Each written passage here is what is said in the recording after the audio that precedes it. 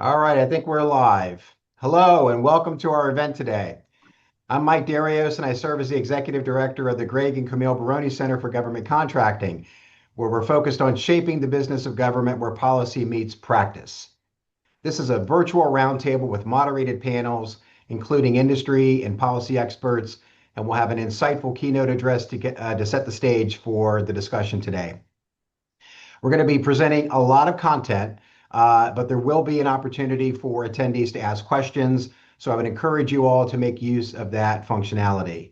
To kick things off, I'm going to invite our namesake, Mr. Greg Baroni, to share some opening remarks. Over to you, Greg. Well, thank you, Mike, and good afternoon, everyone, and thank you for joining us. It's my pleasure to welcome you to our Center for Government Contracting at George Mason University here. Now, to today's conversation here, back in January, GSA issued an RFI, or request for information, asking industry to weigh in on exactly the question we're about to discuss here today. What value do resellers actually deliver, and does that value justify their markups? GSA signaled it may set a fair and reasonable pricing threshold for markups under the MAS, or the multiple award schedules. And then reporting leaked on a memo suggesting that the Pentagon has already floated a hard cap at 5% on resellers for off-schedule purposes. But a cap alone doesn't really solve the underlying problem. Under the current rules, value-added resellers are exempt from subcontract reporting requirements, which actually means that the government often can't see the real economics behind the reseller transaction. And that's a blind spot policymakers are actually trying to wrestle with. And you layer on top of that a marketplace in transition.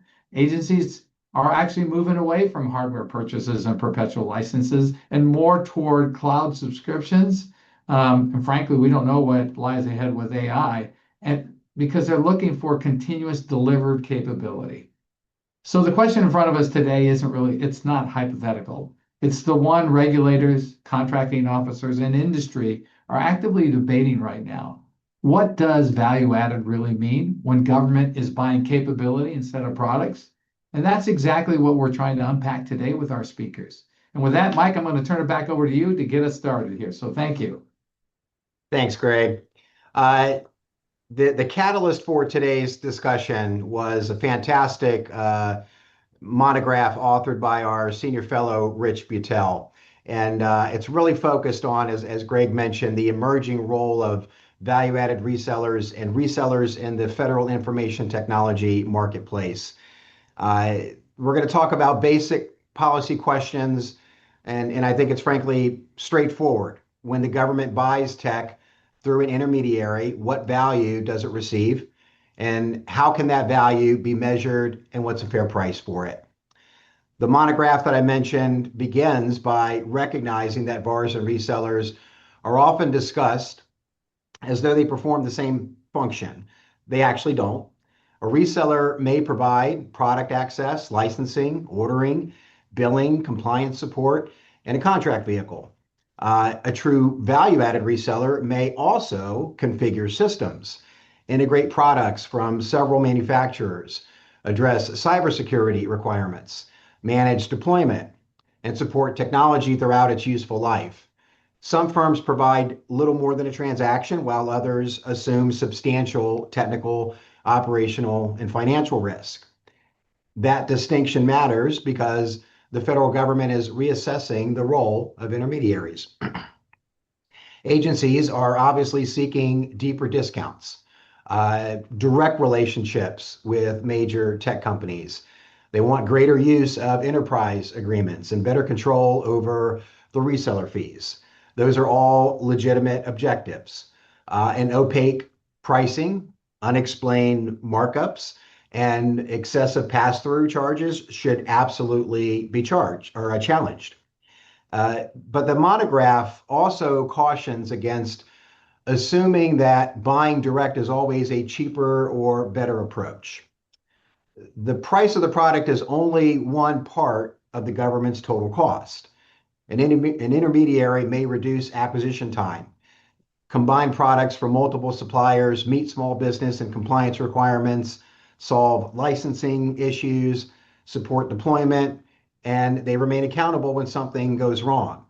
Eliminating the intermediary may simply transfer those costs and risks back to the agency. Our central conclusion in that paper is that the marketplace is not disappearing, but it is dividing. Low value, purely transactional activity is going to face increasing price pressure. We know that. At the same time, mission-specific integration, cybersecurity, lifecycle management, and multi-vendor coordination are becoming even more important. The challenge is distinguishing one from the other. So the monograph, and I hope that you all go and get a chance to actually review that, because a lot of the content today is based on that. The monograph proposes a value verification framework, clearer disclosure of product prices, fees, services, and measurable evidence of what the intermediary contributes. Consideration of the total lifecycle cost rather than just the purchase price alone, and oversight proportionate to the value and risk of the transaction. We're fortunate to begin this discussion with Laura Stanton, Acting Commissioner of GSA's Federal Acquisition Service. Laura brings deep experience in federal technology acquisition, category management, government-wide contracting, and modernization. She previously led GSA's information technology category, one of the government's largest IT procurement operations. And now she leads FAST at a time of major change in terms of how the government is buying technology. Few leaders are better positioned to help us examine how government can obtain lower prices while maintaining competition, innovation, accountability, and mission support than Laura. Laura, thank you so much for joining us, and welcome. Thank you very much. I greatly appreciate the kind introduction, Mike and Greg. Thank you for the invitation to join everybody here today. And it is a pleasure to have a chance to speak with the Baroni Center, both the academic community, industry, and the government, who are all joined, because this is a highly relevant conversation. And I appreciate both Greg and Mike, both of your remarks in helping set up and frame out the discussion. Let me take a step back, though, and talk a little bit about the Federal Acquisition Service, for those of you who might not be familiar with us. The first thing is that we empower agencies to really acquire the products, the services, solutions, and shared services that they need to accomplish their missions. So by leveraging the government's purchase power, and this certainly plays into today's discussion, FAST helps the agencies buy smarter, faster, and get a better value for the taxpayer. We work very closely with industry to develop those acquisition solutions, and our goal is to drive competition, foster innovation, and ensure responsible stewardship of public resources. And that is key with the working closely with industry, and you'll hear me reference that throughout today's speech. Also, through our technology transformation service, we help agencies modernize the government's digital experience, and we're providing shared service platforms, products, and that technical expertise. To put this all in scale, in FY25, FAST did about $115 billion in business volume activity across the federal government. And so from that perspective, we have a unique view and observation point on how the government marketplace is evolving. And today's conversation is really a chance to get to have an example of that and to dig into some of the issues that we're all grappling with. As I talk about GSA as the engine of the federal government, that's the label that our administrator, Ed Forrest, has put on this, that helping agencies deliver their missions faster, more efficiently, and with greater innovation. And really, from the standpoint of an acquisition professional, what that means is that GSA has helped to reduce that unnecessary complexity. I've talked about leveraging the government's buying power, and that's what you've seen a lot with the OneGov initiatives that have come out from GSA over the past year or so. We're also looking at how do we really utilize the revolutionary FAR overhaul to modernize our acquisition strategies. But all of this has to be accomplished in partnership with industry through the acquisition ecosystem. And by that, I mean the manufacturers, the system integrators, the distributors, resellers, and the value-added resellers that we're here to talk about today. So with that in mind, we've seen an evolving role of the resellers. And we heard a little bit from Greg talking about how buying has changed. We know that technology procurement has become significantly more complex over the past decade. Agencies are not purchasing hardware or software licenses. Instead, they're buying integrated solutions that include combine cloud services, cybersecurity, artificial intelligence, the licensing for this, the implementation, training, and operational support. We've also looked at how the government can create some of these relationships directly as well through the OneGov deals, and how the government can get the best value. And so this complexity has really increased the importance of having those knowledgeable partners who understand the commercial technology and the unique requirements of the federal marketplace. And resellers, particularly value-added resellers, help bridge that gap. We know that this community doesn't simply deliver products, that you are out there helping agencies design solutions, integrate these technologies, manage the licensing, meet the security requirements, navigate compliance obligations, and really successfully deploy mission capabilities that the agencies need. And those services create real value for the government customers. That said, we recognize that all of that's happening. We're also seeing the acquisition model itself evolving. And historically, our model for the federal government has been to purchase that commercial technology through an ecosystem of resellers, each negotiating independently with agencies. And that approach at the time served an important purpose. But as technology has become more enterprise-based, and as the government increasingly purchases the same commercial tech platforms across dozens of agencies, we have started to see challenges emerging when we've taken a look at this from both the IT category manager, my previous role, and then also from the IT vendor management office. And I wanted to go through some of that and really walk you through some of the things that we've been seeing at GSA, and then ultimately talk through where we see this going. The first is we've seen significant variation in pricing for identical products across the government. Different agencies can end up paying different prices for essentially the same software, despite the federal government being the largest customer in the world. So when I'm talking about leveraging the government's buying power, what I'm really talking about is how do we aggregate that buying power in a way that benefits the government. Second, the traditional reseller model can limit transparency.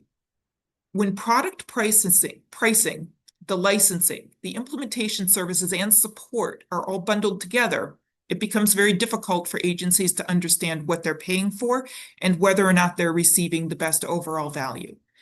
And so that lack of transparency has become a challenge. The third item is accountability. That can become fragmented as we have both an OEM and a reseller. When we have issues that arise throughout this chain, it could involve licensing, the product roadmaps, the cybersecurity, or even the enterprise support.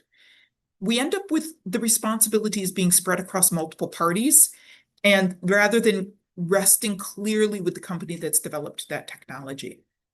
And finally, and I've touched on this a couple of times, the fragmented purchasing really limits the government's buying power. And that's not just at the pricing level. That means that we can create unnecessary duplication. We can end up with different terms and conditions, that we really don't have the weight of the federal government coming to bear on these negotiations, and we ultimately end up losing leverage. So when we're talking about some of this, that's one of these four reasons are why we developed the OneGov strategy that emphasizes these direct relationships with the original equipment manufacturers. What we're looking to do through OneGov, and this plays into obviously the VAR discussion that we're having as well, we're looking to establish those consistent government-wide pricing, standardized terms and conditions, drive accountability, and drive strategic partnerships across the companies building these technologies. And just as important, this creates a transparent baseline. So once the government has confidence that the product has been purchased on the best available terms, the agencies can make informed decisions about what additional services they need beyond those products. And that's where the value-added resellers continue to play an essential role in providing government services. Rather than competing primarily on access to a product or on pricing variability, the value-added resellers can create the greatest value through implementation, integration, cybersecurity, all of the services that you're offering, and mission delivery. So this isn't about reducing value of the VARs.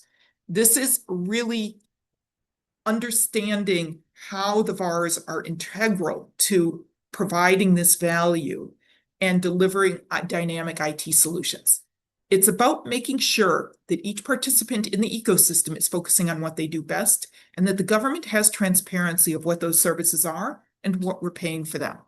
The OEMs provide the products, the pricing, the long-term product accountability, and the VARs provide the expertise and the services that help agencies successfully implement and operate those products.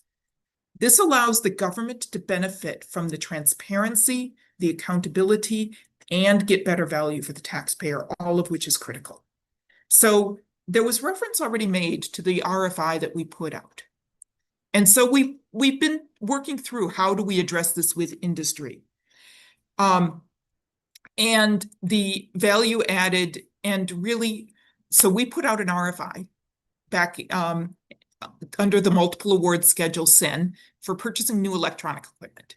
And to really understand our pricing and evaluation practices and how they should evolve and really reflect those commercial industry practices. We received over 130 responses, representing a broad cross-section of the federal acquisition community. And so I want to share the themes that we heard from them. The first, and I know that Rich touched on this in some of the monograph that he wrote, which is the meaningful commercial distinctions between resellers and value-added resellers. Second, industry consistently told us that the value comes from expertise and services, not simply product markup. That includes integration, configuration, all of the things that I've been talking about, the cybersecurity, licensing, compliance, professional support, and lifecycle management.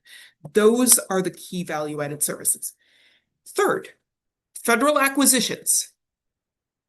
No surprise to anybody in this community, often require significantly more compliance and documentation and administration and security oversight than comparable commercial transactions.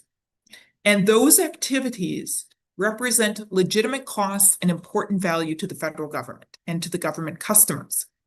And then finally, industry asked GSA to evaluate total value, not only those percentage markups, and support flexibility in pricing structures to align with varying commercial practices. Many of the respondents also shared a willingness to be able to separate the product pricing from the value-added services and increase the transparency into what the government is buying. And this approach really allows industry to better communicate the value of their offerings and ensure our acquisition workforce has the information necessary to achieve that best value. So these insights helped us truly understand more what is being provided by the VARs, where we might be able to gain transparency, accountability, and where do we go from here with all of that information that we just laid out.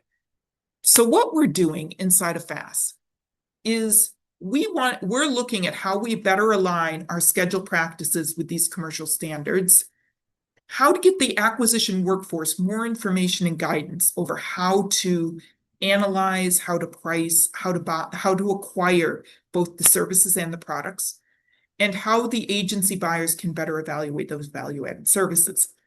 We also want to continue to engage all of you before we implement future changes.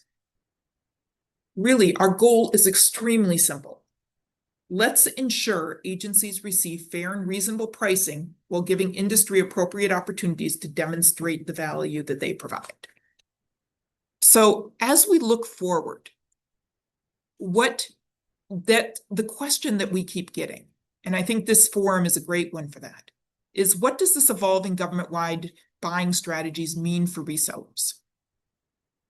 It's very clear to me, resellers remain an essential part of the federal acquisition ecosystem. As the government continues to modernize its acquisition strategies, the contracting relationships may evolve, but the operational need for the types of services that I've itemized from knowledgeable implementation partners continues to be there. We need to have your knowledge. We need to have these services. The OEMs establish the products and increasingly may establish the baseline government-wide pricing. And resellers, value-added resellers, continue to deliver the expertise that the agencies rely on. Many of the reseller firms are also small businesses that play an important role in federal innovation and competition. We're not looking to replace that ecosystem. Instead, our goal is to strengthen it and create acquisition strategies that provide the consistency, transparency, accountability, and better outcomes for agencies. So in closing, I want to truly emphasize that we've always seen, and I have always seen, federal acquisition as a partnership. Many have heard me ask each of you in forums and individually at times, please give us feedback on the RFIs, on the materials that we're putting out there, because if you don't tell us, the government doesn't know. And as well as we know the ecosystem, you're seeing it from a different angle and a different perspective, and you can help us better understand it. So I appreciate it to everybody who took the time to respond to that 130 plus RFI responses. The partnership includes government, industry, the manufacturers, the reseller community, the system integrators, and academic institutions like George Mason, who's helping convene us today so that we can have this discussion. Each member of this community is contributing something unique. And as the technology continues to evolve, we're going to have to continue to evolve our acquisition strategies and our buying practices in order to meet that. And that requires this continuous dialogue, the thoughtful collaboration, and a willingness to challenge the long-held assumptions while preserving the strength that's made this marketplace successful. I know that we can do it. And that's why today's conversation is so valuable. So thank you so much for today's invitation, and I look forward to the discussion.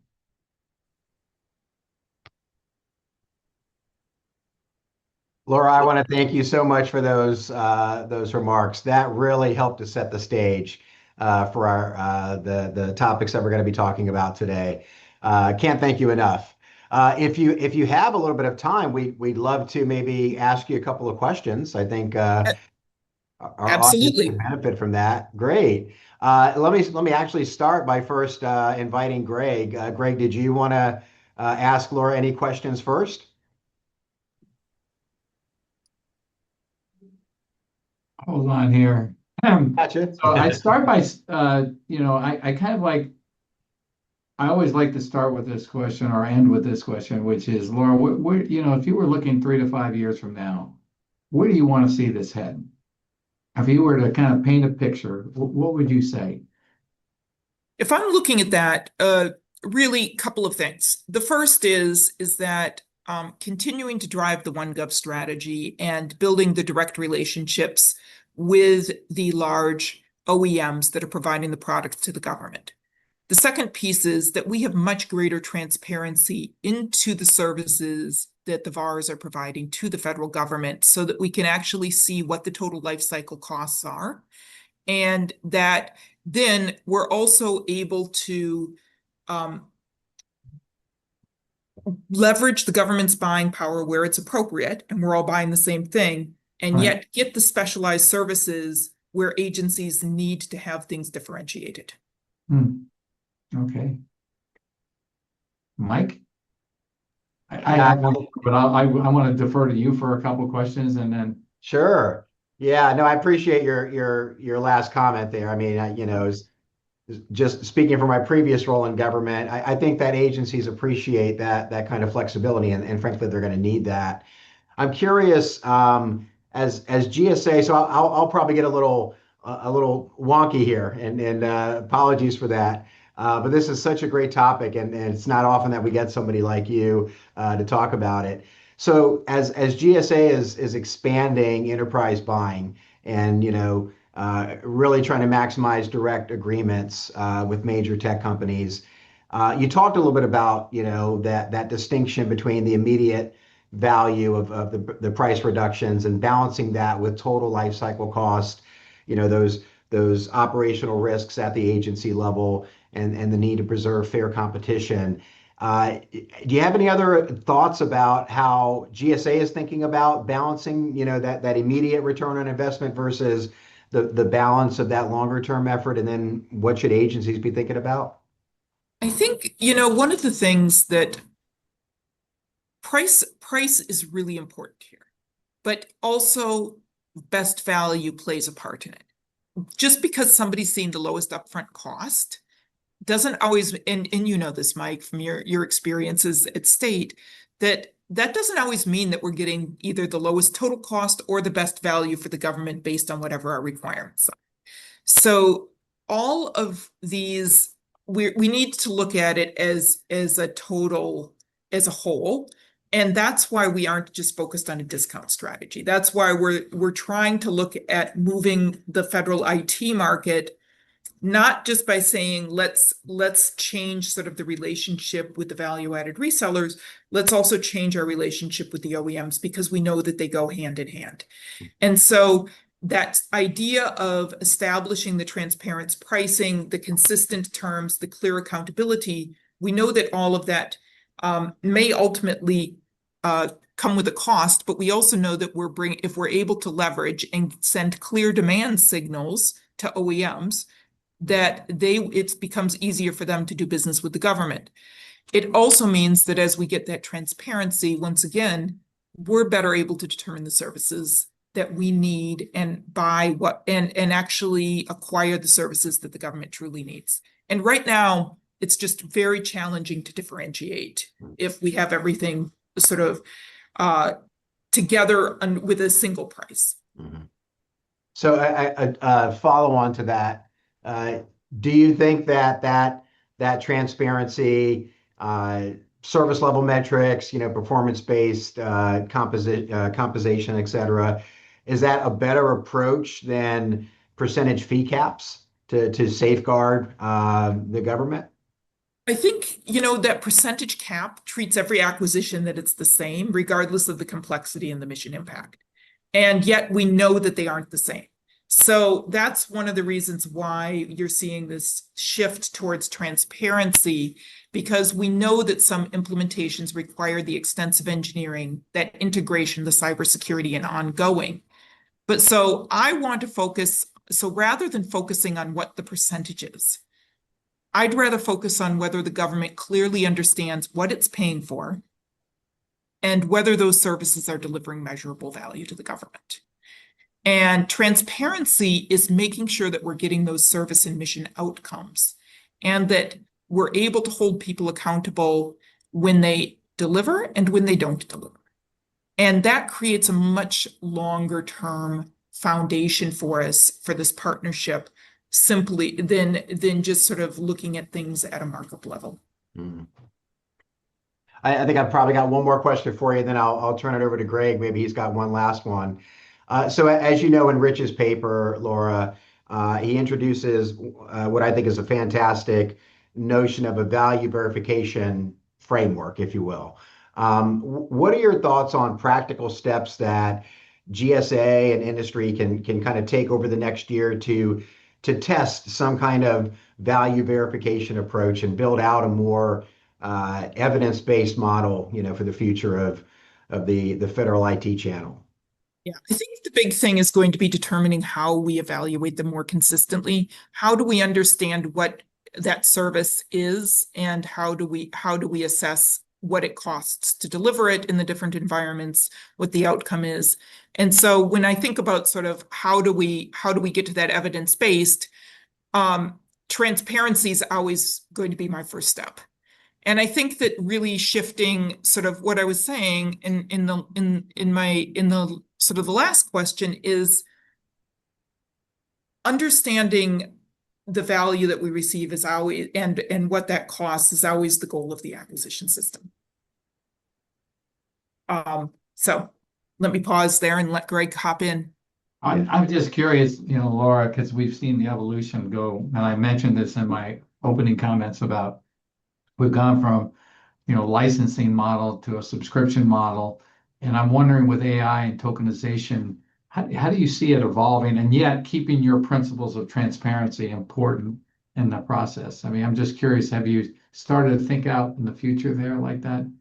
We have, and there's certainly going to be more to come in that. The AI models have certainly been a hot topic of conversation. We got some incredible OneGov discounts. I just heard from the team this morning that we've achieved $1.6 billion in savings over the past 15 months, which is real money that can be used going back to federal agencies' missions.